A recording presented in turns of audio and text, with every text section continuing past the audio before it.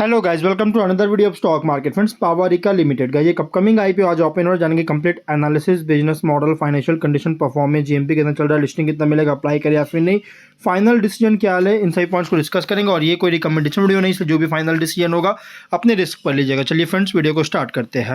IPO 24 को open हो रहा है आज के दिन। 27 मार्च क्लोज किया जाएगा, मतलब 3 डे आईपीओ है।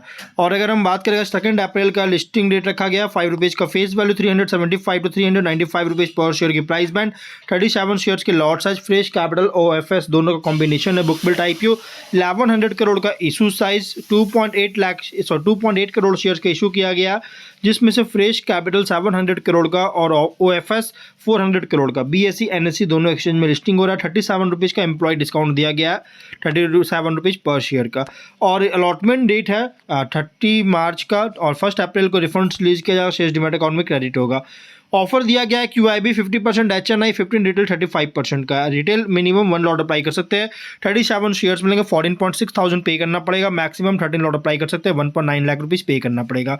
Maximum small HNI minimum 14 lot apply कर सकते हैं, 2 लाख रुपीज़ पे करना पड़ेगा। मैक्सिमम 68 लॉट अप्लाई कर सकते हैं, 9.9 लाख रुपीज़ पे करना पड़ेगा। Big HNI minimum 69 lot apply कर सकते हैं, 10.1 लाख रुपीज़ पे करना पड़ेगा। मैक्सिमम का कोई लिमिट नहीं है। लेकिन गाइज अगर 5 टाइम्स सब्सक्राइब होता है, retail, small HNI, big HNI, जिस कैटेगरी में 5 टाइम्स सब्सक्राइब होगा उसमें आपको मिनिमम लॉट होगा। जैसे रिटेल में ओनली 1 लॉट, स्मॉल एचएनआई में ओनली 14 लॉट, और रिटेल बिग एचएनआई में ओनली 69 लॉट अलॉटमेंट किया जाएगा। अब अगर हम बात करें इस कंपनी के जीएमपी को लेकर, तो जीएमपी 0 रुपीज़ का। हाँ, पहले कंपनी का जीएमपी अगर देखिएगा तो मैक्सिमम जीएमपी 13 रुपीज़ था, उसके बाद लगातार कंसिस्टेंटली कंपनी का जीएमपी में गिरावट आया, और अभी फिलहाल जीएमपी इसका 0 रुपीज़ का देखने को मिल रहा है, विच मीन्स कंपनी फ्लैट या तो डिस्काउंट लिस्टिंग करेगा।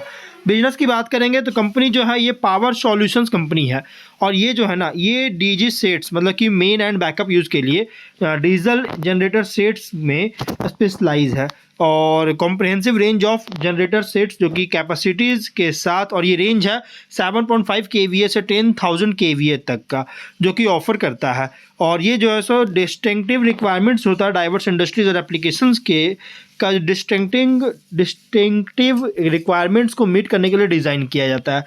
और बिजनेस सेगमेंट की बात करेंगे तो फर्स्ट है generator set power business division, जो कि डीजल जनरेटर सेट्स, जो कि डीजी सेट्स हम लोग बोलते हैं, ये पावर्ड है कमिंस इंजन्स लो हॉर्स पावर 7.5 केवीए से 160 केवीए तक, और मीडियम हॉर्स पावर 180 केवीए से 500 केवीए तक, हाई हॉर्स पावर जो है एवं 500 केवीए है। और कंपनी के पास 3 मैन्युफैक्चरिंग फैसिलिटीज़ है, बेंगलुरु कर्नाटक में, और सिलवासा दादरा नगर हवेली में, खोपोली महाराष्ट्र में। सेकंड बिजनेस सेगमेंट की बात करें तो विंड पावर्ड बिजनेस डिवीजन है, जो कि 31 मार्च के अकॉर्डिंग 11 विंड पावर प्रोजेक्ट्स को गुजरात में ओन और ऑपरेट किया है करता है, कि टोटल इंस्टॉल्ड कैपेसिटी है 279.5 मेगावाट तक का। और थर्ड है रेट्रोफिट एमिशन कंट्रोल डिवाइसेस, जो कि RECD, और ये एसोसिएट कंपनी के थ्रू किया जाता है, जो कि प्लैटिनो ऑटोमोटिव के द्वारा। और अगर हम बात करेंगे इस कंपनी के ओवरऑल बिजनेस का, तो इंटीग्रेटेड पावर सॉल्यूशंस में प्रोवाइड करने में इंगेज है, और डीजी सेट्स में स्पेशलाइज है, जो और इसके अलावा विंड पावर जनरेशन में भी वेंचर कर चुका है, और प्रोजेक्ट जो है गुजरात में रन कर रहा है इसका। लेकिन फाइनेंशियल अगर देखा जाए तो एसेट्स है 2730 करोड़ का, नेटवर्थ है 1214.5 करोड़ का, रिजर्व्स है 1159 करोड़ का, और डेट है 572 करोड़ का। रेवेन्यू प्रॉफिट की बात करेंगे तो 23 में 2422.4 करोड़ का रेवेन्यू, 106.4 करोड़ का प्रॉफिट। 24 में 2357 करोड़ का रेवेन्यू, 226 करोड़ का प्रॉफिट। 25 में 2711 करोड़ का रेवेन्यू, 176 करोड़ का प्रॉफिट। फर्स्ट हाफ में 1475 करोड़ का रेवेन्यू, 134.5 करोड़ का प्रॉफिट है। तो गाइस कंपनी का फाइनेंशियल अगर देखा जाए ना, तो टॉप लाइन तो कंपनी का इंक्रीज किया है नो डाउट, लेकिन जो बॉटम लाइन है, सॉरी टॉप लाइन अगर देखा जाए तो यहाँ पे 25 में इंक्रीज किया है, बट बॉटम लाइन डाउन है। वह 24 में टॉप लाइन डाउन है, बट बॉटम लाइन इंक्रीज किया है। इसलिए कह सकते हैं कंपनी का टॉप एंड बॉटम लाइन में इनकंसिस्टेंसी परफॉर्मेंस देखने को मिल रहा है, और अभी कंपनी जो है ना हाईली कॉम्पिटिटिव सेगमेंट में भी ऑपरेट हो रहा है। ऑब्जेक्टिव क्या है, तो मेनली कंपनी लोन रिपेमेंट करना चाहता है और जनरल कॉर्पोरेट पर्पस के लिए फंडिंग चाहती है। Ratios ROE 11.6, ROCE 13.9, RONW 10.6, PAT 9.1, EBITDA margin 15.2% का, debt to equity 0.4, PB 3.5, PE ratio 24.4 time का, प्रोमोटर होल्डिंग प्री इशू 100% का। मार्केट कैप होगा 4999 करोड़ का। कंपनी के प्रोमोटर नरेश चंद्र ओबरॉय भारत ओबरॉय मतलब Bharat Oberoi, Renu Naresh Oberoi, Jairam Oberoi, Naresh Oberoi family trust, Bharat Oberoi family trust, Kabir and Kimaya family private trust जो है इसके प्रोमोटर है। तो कंपनी का फाइनेंशियल अगर देखा जाए ना, तो इशू प्राइस के अकॉर्डिंग, रिसेंट फाइनेंशियल डेटा के अकॉर्डिंग जो प्राइस बैंड रखा गया, फुल रीजनेबल प्राइस रखी गई, मतलब कि अच्छी खासी शानदार प्राइस रखा गया, रीजनेबल प्राइस रखी गई है। और गाइज मेनली जो कंपनी रेवेन्यू जनरेट करता है ना, इसमें है गाइज मेनली रेवेन्यू जनरेट होता है डीजी सेट्स, जो कि कंबाइन इंजन से जो पावर के द्वारा पावर किया गया डीजी सेट्स का, इससे मेनली रेवेन्यू जनरेट करता है। इस बार के 63.6% का कंट्रीब्यूशन है इसके रेवेन्यू में, जो कि इस पर डिपेंडेंस बहुत ज़्यादा है। इस पर मेनली जो बिजनेस फोकस है ना, इसी पर ही है। अब अगर हम बात करें कंपनी के आगे अगर देखा जाए इसके कॉम्पिटिटर का, तो Cummins India, Kirloskar oil engines, NTPC green energy, acme solar holdings, Adani green energy, ये सभी इसके कॉम्पिटिटर जो कि सेम बिजनेस प्रोवाइड करता है। स्वॉट एनालिसिस करेंगे तो स्ट्रेंथ में power solutions and energy equipment sector में ऑपरेट कर रही है। डीजल जनरेटर जो है, डीजल जनरेटर से मतलब DG sets, gas generator, power backup solutions industrial और कमर्शियल यूज़ के लिए प्रोवाइड करता है। और स्ट्रॉन्ग प्रेजेंस है डिस्ट्रीब्यूटेड पावर जनरेशन और बैकअप एनर्जी सिस्टम्स में। Long standing relationship major global engine और इक्विपमेंट मैन्युफैक्चरर के साथ।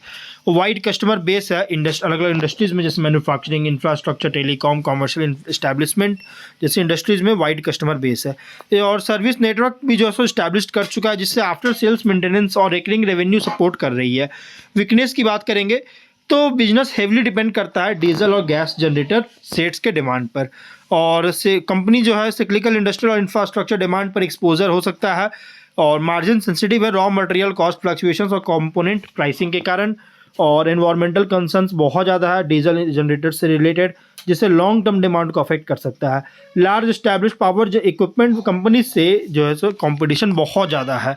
अपॉर्चुनिटीज़ की बात करेंगे तो जिस तरह से रिलायबल पावर बैकअप और डिस्ट्रीब्यूटेड एनर्जी सॉल्यूशंस के लिए डिमांड बहुत तेज़ी से ग्रो कर रहा है। क्लीनर एनर्जी सॉल्यूशंस जैसे gas based and hybrid power systems में एक्सपैंड कर रही है।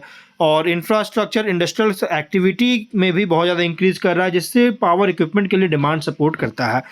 सर्विसेज को जो है एक्सपैंड करने का और बिजनेस को मेंटेनेंस करने का अपॉर्चुनिटी मिल रहा है, जिससे रेवेन्यू को एक्रिंग कर सके। और रिन्यूएबल और अल्टरनेटिव एनर्जी सेगमेंट्स में भी एंटर करने का पोटेंशियल है कंपनी के पास। थ्रेट की बात करेंगे तो रिन्यूएबल एनर्जी और ग्रिड स्टेबिलिटी की ओर शिफ्ट होता हुआ नज़र आ रहा है अभी अगर देखा जाए तो, जिससे डीजल जनरेटर्स पर जो रिलायंस है इसको रिड्यूस कर रहा है, जिससे इस कंपनी को बहुत ज़्यादा इंपैक्ट कर सकता है। रेगुलेटरी रेस्ट्रिक्शंस अगर लगाया जाता है डीजल जनरेटर यूजेस पर इन्वायरमेंटल कंसर्न्स के कारण, तो गाइस इंपैक्ट कर सकता है। लार्ज डोमेस्टिक या इंटरनेशनल पावर इक्विपमेंट मैन्युफैक्चरर से कंपटीशन बहुत ज़्यादा है। इकोनॉमिक स्लोडाउन के कारण इंडस्ट्रियल कैपेक्स और जनरेटर्स के लिए डिमांड को रिड्यूस कर सकता है। टेक्नोलॉजिकल चेंजेस अगर आता है एनर्जी सिस्टम्स में, तो गाइस कंटिन्यूअस अडाप्टेशन जो है सो रिक्वायरमेंट होगा। वहीं अगर हम बात करें गाइस कंपनी के पेयर कॉन्टेक्स्ट का, तो कंपनी का जो पेयर कॉन्टेक्स्ट अगर देखिएगा तो लार्ज पावर इक्विपमेंट कंपनी से कंपेयर करें तो ये ऑपरेट हो रहा है as a mid scale provider power backup और डिस्ट्रीब्यूटेड एनर्जी सॉल्यूशंस के लिए। और अगर other generator and power solution company से अगेंस्ट अगर देखा जाए तो प्रोडक्ट रिलायबिलिटी, सर्विस नेटवर्क और कस्टमर रिलेशनशिप इन सभी पर compete कर रहा है। इन्वेस्टर के लिए आईपी रिप्रेजेंट कर रहा है energy equipment and power solutions पे, जहां ग्रोथ डिपेंड करता है इंडस्ट्रियल डिमांड और क्लीनर एनर्जी और सर्विस एक्सपेंशन में जो ट्रांजिशन हो रहा है इस पर जो है सो मेनली ग्रोथ इसका डिपेंड करता है। तो ओवरऑल अगर बात करें तो आईपीओ जो है medium to long term IPO है, ठीक ठाक आईपीओ फंडामेंटल। हाँ, फाइनेंशियल थोड़ा सा मतलब कि थोड़ा सा इम्पैक्ट पड़ता हुआ देखने को मिला है टॉप लाइन में और बॉटम लाइन दोनों में, तो इस वजह से थोड़ा सा इम्पैक्ट हो सकता है। हाँ, लेकिन आईपीओ जो ठीक ठाक है, तो इसलिए जो भी फाइनल डिसीजन लीजिएगा अपने रिस्क पर लीजिएगा। ये कोई रिकमेंडेशन वीडियो नहीं, तो मिलते हैं नेक्स्ट वीडियो में।